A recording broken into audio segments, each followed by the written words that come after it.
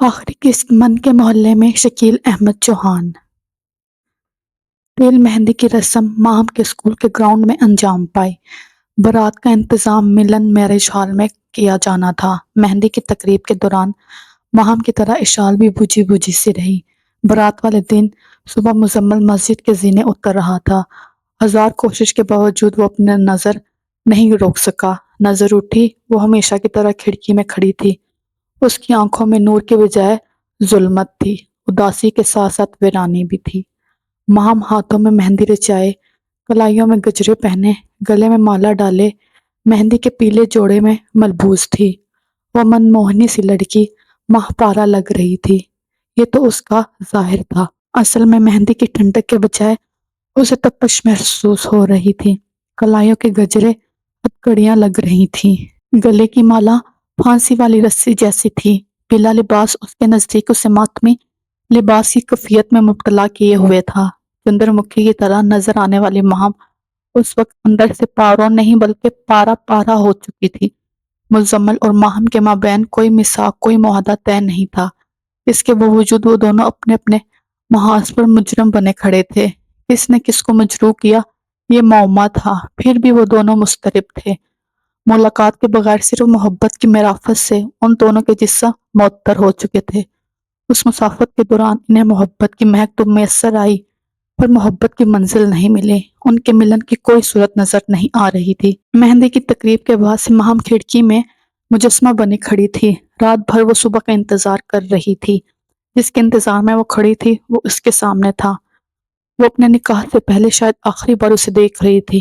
مزمل نے بھی ان لمحوں کے اندر اندر صدیوں جیسا دیکھ لیا۔ اس کے اندر دل میں پتہ نہیں کیا بات آئی، وہ واپس مسجد کے اندر چلا گیا۔ چند منٹ کے بعد واپس آیا تو ماہم وہی کھڑی تھی۔ مزمل نے اسے ہمیشہ کی طرح ایک نظر دیکھا اور نظریں جھکائے اپنی گاڑی میں بیٹھ کر لاہور چلا گیا۔ اب جاگنے کی باری مزمل بیگ کی تھی۔ وہ رات بھر اپنے ٹیرس پر صبح کا انتظار کرتا رہا۔ کھلی کھڑکی کو دیکھنے والی مشتاق آنکھیں اس بار مزمل بیگ کی تھی۔ اس کے ذہن میں کچھ نہیں تھا سوائے اس کھڑکی کے کہ وہ جلد از جلد اس کھڑکی کو دیکھنا چاہتا تھا۔ نماز سے پہلے دیکھنے کی اجازت اس کو نہیں تھی۔ مزمل گردن جھکائے گلی سے گزر گیا۔ اس کے دل میں کھڑکی کا کوئی خیال نہیں آیا۔ اس نے خشوع خضوع سے نماز ادا کی۔ سب نمازوں کے جانے کے ساتھ ہی آج پہلی بار حکیم صاحب بھی چلے گئے۔ حکیم صاحب کے جانے کے کچھ دیر بعد وہ حسب معمول اٹھا اور مسجد کے بیرونی دروازے کی طرف قدم بڑھائے۔ اسے کبھی بھی مسجد کی حدود میں کھڑکی یا کھڑکی والی کا خیال نہیں گزرا۔ اس دن بھی ایسا ہی ہوا تھا۔ مزمل نے سیڑھی اترنی شروع کی۔ نظر اٹھائے، کھڑکی کھلی تھی۔ ماہم دلہن بڑی کھڑکی میں کھڑی تھی۔ مزمل نے ہمیشہ کی طرح ایک نظر دیکھنے کے بعد اپنی نظریں جھکا لیں۔ مزمل کی آنکھوں میں بجھے دیپ جل اٹھے، ہونٹوں پر مسکراہٹ لوٹ آئی۔ دل سے دھک دھک کی آواز آنے لگی۔ دل کی دھک دھک دماغ سے برداشت نہیں ہوئی۔ دماغ کہنے لگا، بیگ صاحب، کھلی کھڑکی کے پیچھے دلہن کھڑی ہے، خوش ہونے کی بجائے پتہ تو کر لو کہ وہ کس کی دلہن ہے۔ دل نے حکم دیا، مزمل صاحب نظریں اٹھائیں اور دوبارہ دیکھ لو، میرا دھڑکنا بے وجہ نہیں ہوتا، میری دھڑکن زندگی کی علامت ہے، نظریں اٹھاؤ گے تو بے ادبی ہو جائے گی۔ دماغ نے جلدی سے میسج دیا۔ اسی لمحے دل نے بھی صدا لگا دی، مسٹر برین، آپ عقل والوں کے ساتھ کھڑے ہوتے ہیں اور میں عشق والوں کا ساتھی ہوں۔ مزمل صاحب، تم نظریں اٹھا دو۔ مزمل نے نظریں اٹھا کر دیکھا۔ ماہم کے چہرے پر عجیب طرح کی مسرت تھی۔ وہ تھوڑی دیر اسے دیکھتا رہا۔ آنکھوں کی گفتگو سے دلوں کو سکون مل گیا۔ مزمل کو گلی میں کھڑے ہو کر مزید اس طرح دیکھنا غیر مناسب لگا۔ وہ نظریں جھکا کر اپنی گاڑی کی طرف چل دیا۔ بیٹا اندر آ جاؤ، مریم بی بی نے بڑے اعتماد سے کہا۔ وہ اپنے دروازے پر کھڑی تھی۔ مزمل گھر کے اندر داخل ہو گیا۔ ڈرائننگ روم میں ایک آدمی ویل چیئر پر بیٹھا ہوا تھا۔ اس کے سامنے حکیم عاقل انصاری، گلاب خان اور شمائل کا شوہر شرافت بیٹھے ہوئے تھے۔ دوسرے صوفے پر چند عورتیں تھیں، جن میں مومنہ، اشال، شمائل، شاہدہ بی بی اور ایک طرف عروسہ ویل چیئر پر بیٹھی تھی۔ جوان، میری بیٹی سے شادی کرو گے؟ چودھری شمشاد نے گرجتی ہوئی آواز میں پوچھا۔ اس سے پہلے مزمل کچھ کہتا، ڈرائننگ روم میں ماہم دلہن کے لباس میں داخل ہوئی۔ مزمل نے حیرانی سے چودھری شمشاد کی طرف دیکھا۔ جوان، میری بیٹی ماہم سے شادی کرو گے؟ چودھری شمشاد اسی انداز میں دوبارہ بولا۔ جی۔ مزمل نے ماہم کی طرف دیکھ کر کہا، حق مہر میں کیا لکھواؤگے؟ چودھری شمشاد نے بے دھڑک ہو کر کہہ دیا، یہ والی فیکٹری لکھ لیں۔ مزمل بیگ نے حتمی انداز میں جواب دیا۔ ماہم نے مزمل کی طرف دیکھا۔ ڈرائننگ روم میں موجود سب لوگوں نے باری باری ایک دوسرے کی طرف نگاہ ڈالے۔ ان کے چہروں پر ملی جلی کیفیت تھی، خوشی کے ساتھ ساتھ حیرت بھی نمایاں تھی۔ حکیم صاحب بسم اللہ کرے، چودھری شمشاد نے نکاح پڑھانے کا فرمان جاری کر دیا۔ حکیم صاحب بسم اللہ کریں۔ پچھلی رات بھی چودھری شمشاد نے ایسا ہی کہا تھا۔ چودھری شمشاد یہ نکاح نہیں ہو سکتا، ایک آدمی گھرن گرج کے ساتھ بولا تھا۔ کیوں نہیں ہو سکتا یہ نکاح؟ چودھری شمشاد نے للکار کر پوچھا۔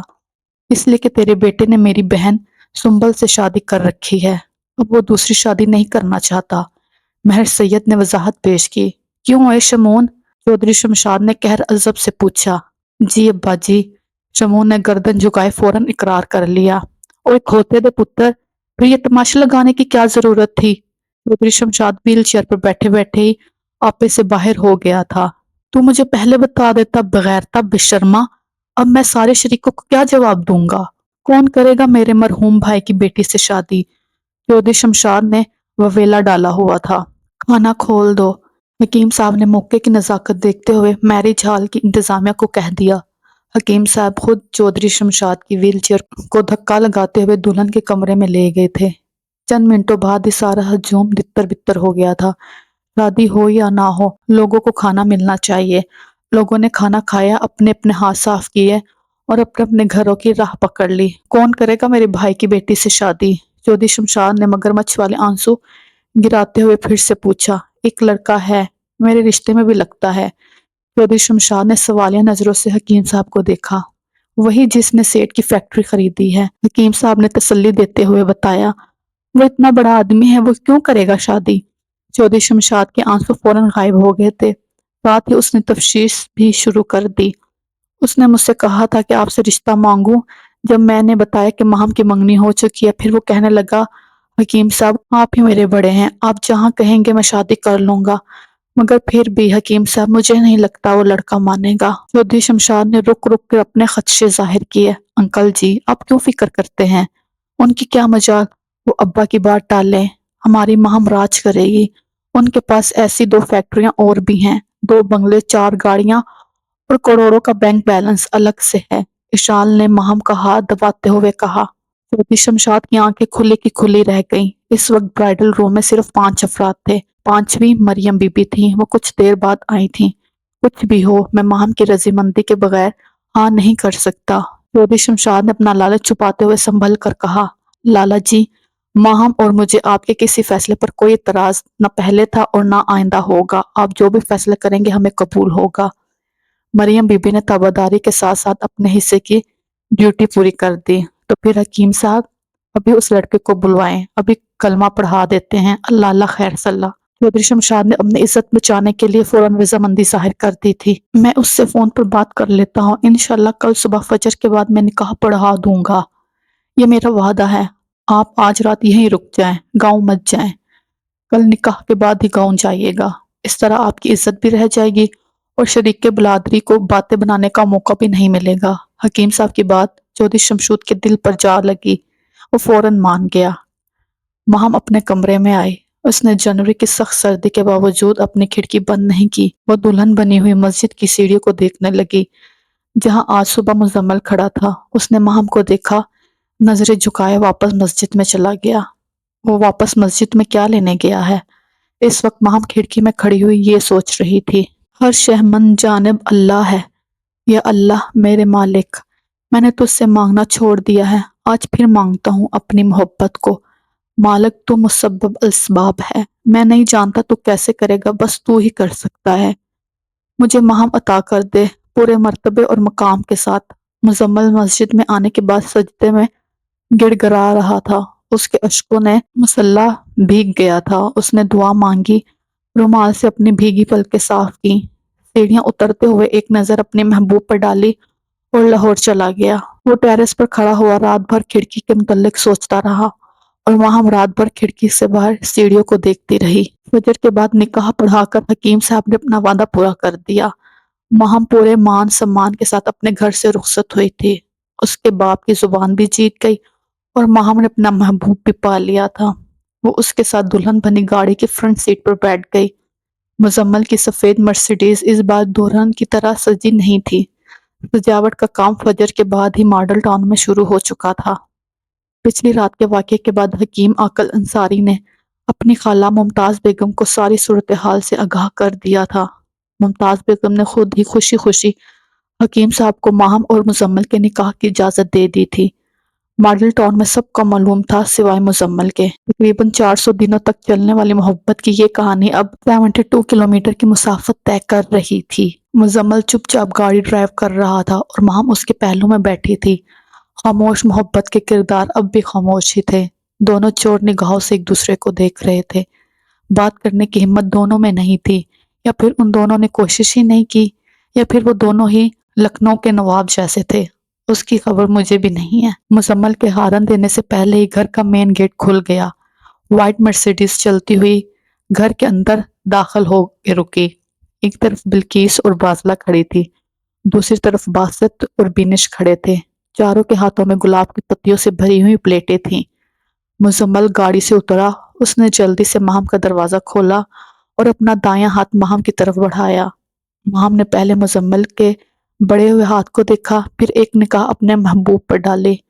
وہ نکاح کے بعد اپنے مجاز خدا کو پہلی بار چھونے والی تھی۔ اس نے مسکراہٹ دباتے ہوئے اپنا ہاتھ مزمل کے ہاتھ میں دے دیا۔ گاڑی سے اترنے کے بعد ان کو 4 سیڑھیاں چڑھنی تھی۔ ماہم کو یاد آیا مسجد کی بھی 4 ہی سیڑھیاں تھیں۔ وہ گلی کی طرف اترتی تھی۔ آخری سیڑھی پر پہنچ کر ان دونوں نے ایک دوسرے کی طرف دیکھا۔ سامنے ان کی راہوں میں گلاب کے پھول پتیوں کی شکل میں بکھر کر لیٹے تھے۔ مزمل ان گلاب کی پتیوں پر پاؤں رکھنے ہی لگا تھا۔ ماہم نے ان کا ہاتھ دبایا اور مزمل کی طرف دیکھا۔ مزمل نظروں کا حکم سمجھ گیا۔ مزمل نے اپنے لیدر کے شوز اتار دیے۔ ماہم کے ہونٹوں پر میٹھی مسکراہٹ نے انگڑائی لی۔ اس نے بھی اپنی ہیل والی سینڈل اتار دی۔ ماہم کے پیروں میں مہندی رچی ہوئی تھی۔ جرابیں اتارنے کے بعد مزمل کے سفید پاؤں اور بھی سفید نظر آ رہے تھے۔ وہ دونوں ننگے پاؤں چلتے ہوئے اپنی دادی کی طرف بڑھے۔ ان کے اوپر پھولوں کی برسات ہو رہی تھی۔ دادی کے پاس پہنچ کر مزمل بولا، دادو، یہ ہے آپ کی بہو۔ ممتاز بیگم 2 بازوؤں والی کرسی سے اٹھی اور ماہم کی پیشانی سے بوسہ لے لیا۔ دادو، میں چلتا ہوں۔ مزمل نے ایک نظر ماہم کو دیکھا، وہی ایک نظر جو وہ 400 دنوں سے دیکھتا آ رہا تھا۔ وہ لاؤنج سے اوپر جاتی ہوئی سیڑھیوں کی طرف بڑھ گیا۔ وہ اپنے کمرے میں پہنچا جس کی سجاوٹ کا کام ہو رہا تھا۔ وہ بغیر کچھ بولے تیار ہوا اور فیکٹری کے لیے نکل گیا۔ بازلہ ایک کمرے میں ماہم کو لے گئی۔ اس کے پیچھے پیچھے ممتاز بیگم بھی پہنچ گئی۔ ماہم بیٹی، وہ میاں والی گیا ہے، رات مجھے بتا رہا تھا، اسے سرمکس کا بزنس بڑا راس آیا ہے۔ میاں والی کی ایک پارٹی ہے، وہ اپنی فیکٹری بیچ رہی ہے، اس کی ڈیل کرنے گیا ہے۔ گھبرانے والی کوئی بات نہیں، حنیف اور وکیل صاحب اس کے ساتھ ہیں، شام تک واپس آ جائے گا۔ ممتاز بیگم متواتر بول رہی تھی اور ماہم خاموشی سے سن رہی تھی۔ ماہم بیٹی، تم کپڑے چینج کر لو اور فریش ہو جاؤ، پھر ناشتہ کرتے ہیں۔ ماہم نے اپنے عروسی لباس کی طرف دیکھا، پھر ایک نظر کمرے سے جاتے ہوئے ممتاز بیگم پر ڈالی۔ بھابی، آپ یہ پہن لیں۔ بازلہ نے ایک سوٹ کی طرف اشارہ کرتے ہوئے کہا۔ ماہم کو صرف بھابی یاد رہا، باقی وہ کچھ یاد نہیں رکھنا چاہتی تھی۔ بازلہ، یہ اتار دوں؟ ماہم نے اپنے عروسی لباس کی طرف دیکھ کر سوالیہ نظروں میں پوچھا۔ جی ہاں، شام کو بیوٹیشن آ جائے گی، اب پھر سے تیار ہوں گی اور بیگم صاحبہ کا خریدا ہوا لہنگا پہنیں گی۔ بیگم صاحبہ کل رات کو کہہ رہی تھی، بازلہ میں اپنی ماہم کو مزمل کے لیے خود تیار کرواؤں گی۔ بھابی، آپ کا لہنگا بھی بہت خوبصورت ہے، لیکن پہنا تو آپ نے کسی اور کے لیے تھا۔ آخری بات ماہم کے دل پر جا لگی تھی۔ وہ اٹھی اور جلدی سے شمون کے لیے پہنا ہوا روسی لباس اتار کر سادہ کپڑے پہن لیے، ناشتہ کیا اور ممتاز بیگم کے کہنے پر سو گئی۔ مزمل پچھلی سیٹ پر سکون کی نیند سو رہا تھا، جبکہ حنیف گاڑی ڈرائیو کر رہا تھا۔ حنیف کے برابر میں مزمل کا وکیل بیٹھا تھا۔ لاہور سے میاں والی تک سارے رستے مزمل سوتا رہا۔ ڈیل فائنل کرنے کے بعد واپسی پر وہ ماہم کے خیالوں میں کھویا ہوا تھا۔ اس وقت دل سے آواز آئی جو کہ دل ہی کی تھی، مزمل صاحب، میں نے کہا تھا نا، صرف 2 چیزیں ناممکن ہیں جسے انسان ناممکن سمجھتا ہے، دل کی دھڑکی کا درد دوائی سے دور نہیں ہوتا، اس لیے امید اور دعائیں درکار ہوتی ہیں۔ امید آپ نے چھوڑی نہیں، دعا کا مشورہ تو میرا تھا۔ دل نے سینے کے اندر سے ننھے بچے کی طرح اچھلتے ہوئے کہا۔ دماغ نے آج دل کو منہ لگانا مناسب نہیں سمجھا۔ مزمل تخیل کی وادی میں کھویا ہوا تھا۔ گاڑی لاہور کی طرف رواں دواں تھی۔ مزمل نے آنکھیں بند کر رکھی تھیں۔ اس نے بند آنکھوں کے ساتھ منہ میں کہا، میری ماہم۔ ماہم کے اٹھنے سے پہلے اسے تیار کرنے والی بیوٹیشن اپنی 3 رکنی ٹیم کے ساتھ آ چکی تھی۔ انہوں نے ماہم کو پھر سے تیار کیا مزمل کے لیے۔ مزمل بھی گھر واپس آ چکا تھا۔ عشاء کی نماز پڑھنے کے بعد مزمل تیار ہو کر نیچے آیا۔ وہ شلوار قمیض میں ملبوس تھا، گلے میں پھولوں کی مالا۔ مزمل سادگی کے باوجود پروکار نظر آ رہا تھا۔ ماہم دلہن بنی ہوئی لاؤنج کے صوفے پر بیٹھی ہوئی تھی۔ ممتاز بیگم نے مزمل کو اس کے پہلو میں بیٹھنے کا حکم دیا۔ دونوں فوٹوگرافر اسی انتظار میں تیار کھڑے تھے۔ ایک مختصر سا فوٹو سیشن ہوا۔ گھر کے تمام افراد نے اس جوڑے کو تحائف پیش کیے۔ اس کے بعد ممتاز بیگم نے مزمل کو حکم دیا کہ تم دلہن کو اپنے کمرے میں لے جاؤ۔ مزمل اسے اپنے بیڈ روم میں لے گیا۔ مزمل کا بیڈ روم دیکھنے سے تعلق رکھتا تھا۔ ہر چیز امپورٹڈ، اوپر سے بے شمار پھولوں کی سجاوٹ۔ مزمل نے ماہم کو اپنے بیڈ کے پاس لے جا کر بیٹھنے کا اشارہ کیا۔ ماہم کمرے کو دیکھتے ہوئے بیڈ پر بیٹھ گئی۔ دوسری طرف سے مزمل اس کے پہلو میں آ بیٹھا۔ ماہم کے پہلو میں مزمل کے بیٹھنے کی دیر تھی۔ ماہم کے دل کی دھڑکنیں تیز ہو گئیں۔ مزمل نے ماہم کے جھکے ہوئے مکھڑے کو اٹھایا اور کہنے لگا، میرا نام مزمل بیگ ہے۔ ماہم نے سنا تو اس کے رخسار پر مسکراہٹ بکھر گئی۔ میں کل تک ماہم چودھری تھی، آج الحمدللہ ماہم مزمل ہوں۔ ماہم نے اپنے ماضی اور حال کا تعارف کروایا۔ خاموش محبت کا یہ پہلا زبانی تعارف تھا۔ مزمل نے اپنی دلہن کو ایک خوبصورت ڈائمنڈ کا نیکلس پیش کیا۔ ان دونوں نے ساری رات باتوں اور شرارتوں میں گزار دی۔ خاموش محبت کو نکاح کی برکت سے قوت گوئی میسر آ گئی۔ رات بھر وہ اپنی انوکھی محبت کے واقعات کو یاد کر کر کے مہکتے رہے۔ رات کے پچھلے پہر غسل کرنے کے بعد فجر کی اذان سے پہلے مزمل اپنے محبت کا ہاتھ تھامے ہوئے سے ٹیرس پر لے گیا۔ اس سرد رات میں نیلے آکاش پر چاند دولہا جیسا لگ رہا تھا اور تارے باراتیوں کی طرح۔ مزمل نے فلک کی طرح دیکھتے ہوئے کہا، اس وقت میں معراج کے لیے نکل جایا کرتا تھا۔ بہت کر لیا اکیلے سفر، اب میں آپ کی ہم سفر ہوں۔ ماہم نے اپنی بھوری آنکھوں سے مزمل کی کالی سیاہ آنکھوں میں دیکھتے ہوئے کہا۔ مزمل نے دیکھا تو اسے ماہم پر پیار آ گیا۔ وہ دونوں ایک دوسرے کی محبت میں محصور تھے۔ آپ بہت خوبصورت ہو، مزمل نے ماہم کی آنکھوں میں دیکھتے ہوئے کہا۔ ماہم نظریں جھکاتے ہوئے شان دلبرائی سے مسکرائی۔ اس وقت ماہم کے رخسار ایسے تھے جیسے آفتاب زعفران کے کھیت میں سے طلوع ہو رہا ہو۔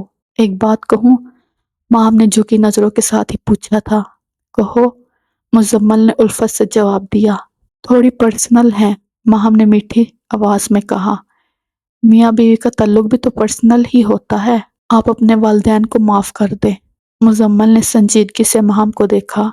ماہم نے سنجیدگی کی آگ پر اپنے مسکراہٹ کا ٹھنڈا پانی ڈالا۔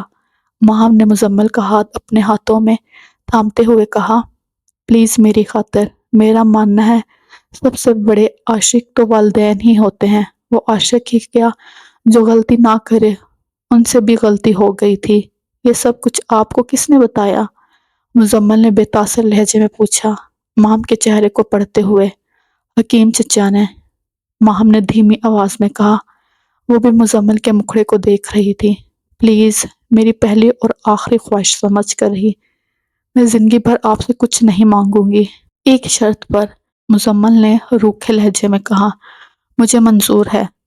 ماہم شرط سنے بغیر خوشی سے جھوم اٹھی۔ آئندہ آپ ان کا ذکر کبھی نہیں کریں گی، مزمل نے دو ٹوک انداز میں کہا تھا۔ یہ بھی منظور ہے۔ وہ کھل گئی مزمل کی بات سن کر، ساتھ ہی وہ مسکراتے ہوئے شکایتی انداز میں بولی، اتنا غصہ، ایک لمحے کے لیے تو میری جان ہی نکل گئی تھی۔ آپ اتنا غصہ کرتے ہیں؟ ہائے اللہ! ماہم نے ہائے اللہ اتنے خوبصورت انداز میں کہا تھا۔ مزمل سن کر مسکرا دیا۔ وہ محبت اور نفرت کی درمیانی خلیج سے چلتے ہوئے مکمل طور پر محبت کی وادی میں داخل ہو چکا تھا۔ نمل حیدر سے ملنا چاہو گی؟ مزمل نے ماہم سے پوچھا۔ وہ مشہور رائٹر؟ ماہم نے اندازہ لگایا۔ ہاں وہی، ملنا چاہو گی؟ پر اس وقت نمل حیدر، ماہم نے حیرانگی سے کہا۔ مزمل مسکرا دیا۔ نمل حیدر نے کہا تھا جب آپ محبت کی منزل پالو گے تو مجھے فون کرنا، تب میں آپ پر بھی ناول لکھوں گی۔ کیا آپ نے پال لی اپنی محبت کی منزل؟ ماہم نے ادائے بے نیازی سے پوچھا۔ میری محبت اور میری منزل دونوں اس وقت میرے سامنے ہی ہیں، مزمل نے رومانٹک انداز میں کہا۔ ماہم نے اس کی بات سن کر نظریں جھکا لی تھی۔ ملن شادی حال سے شروع ہونے والی کہانی ملن پر ہی ختم ہوئی۔